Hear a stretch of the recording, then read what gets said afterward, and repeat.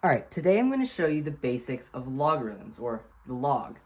So first I'm going to show you some examples here.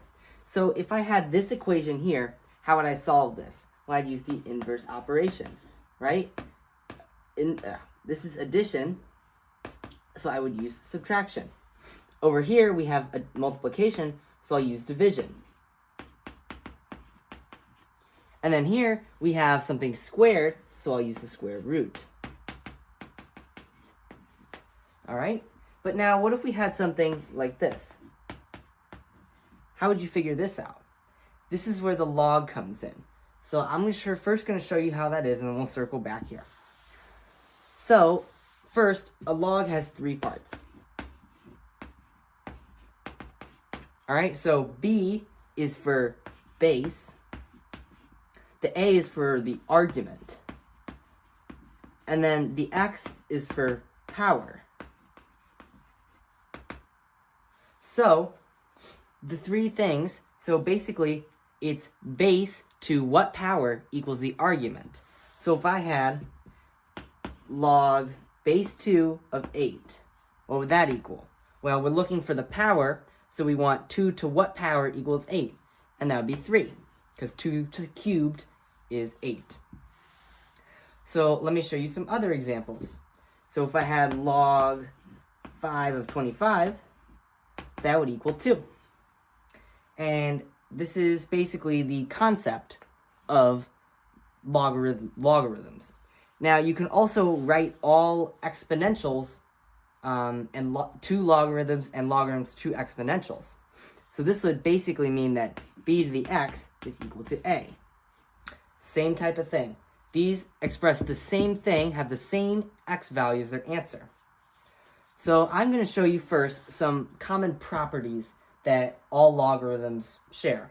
So the first one is that log of base something to the same thing is equal to 1. This makes sense, right? Because a to the first power equals a, and there's no change between these two, and the only way that can happen is if it's just taken to the first power. The second one is log a of 1 equals 0, because anything to the 0 power is always 1.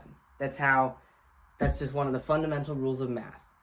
And then the third one is that a to the log base a power of x is equal to x. This one is more of just a you got to remember it type of thing.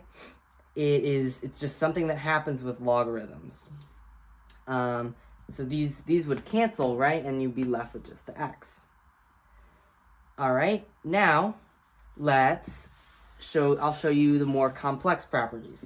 So those were just more of the basic ones. And then there's also addition and subtraction properties. So if I was adding 2 logs here, what would be the answer? So now, just like something like this, you can combine these. So when you're working with logs, however, the plus goes into a times. So it turns into log base a of x times y. And the same thing works with division. So if I had this,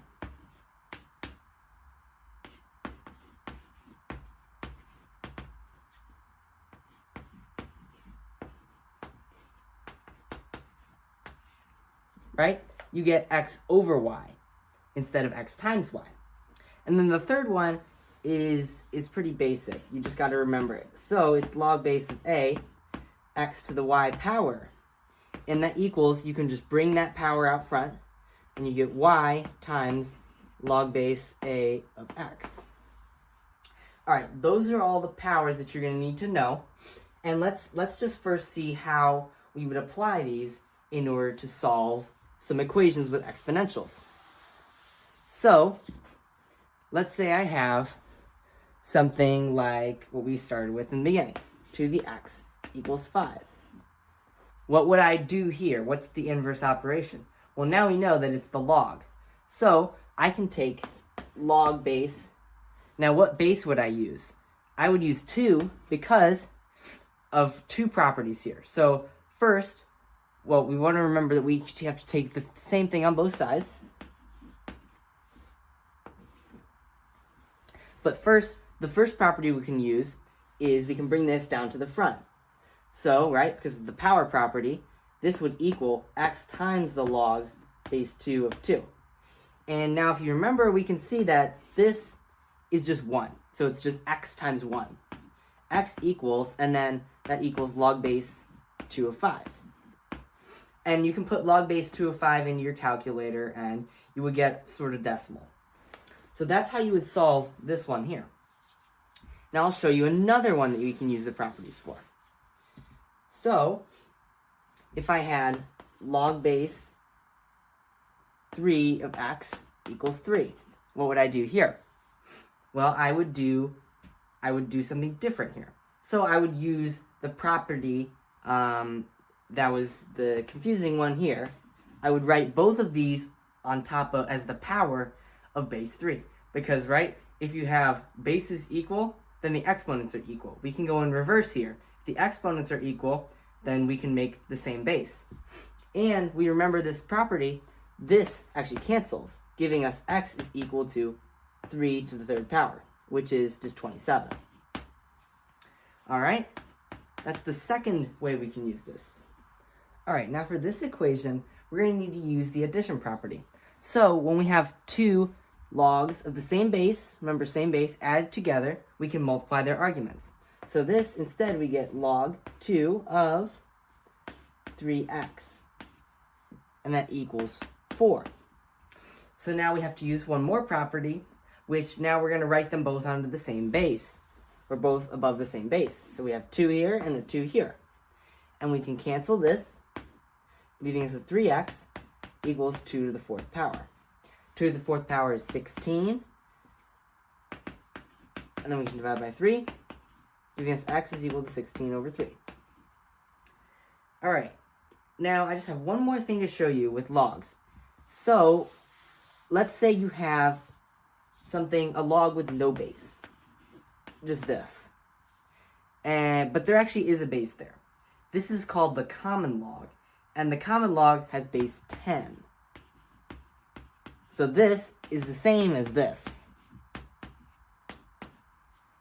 The reason we do that is because 10 is the most common base that you're going to use in real life. So we just don't put it there. Now there's another one that's like this, and that is ln of x.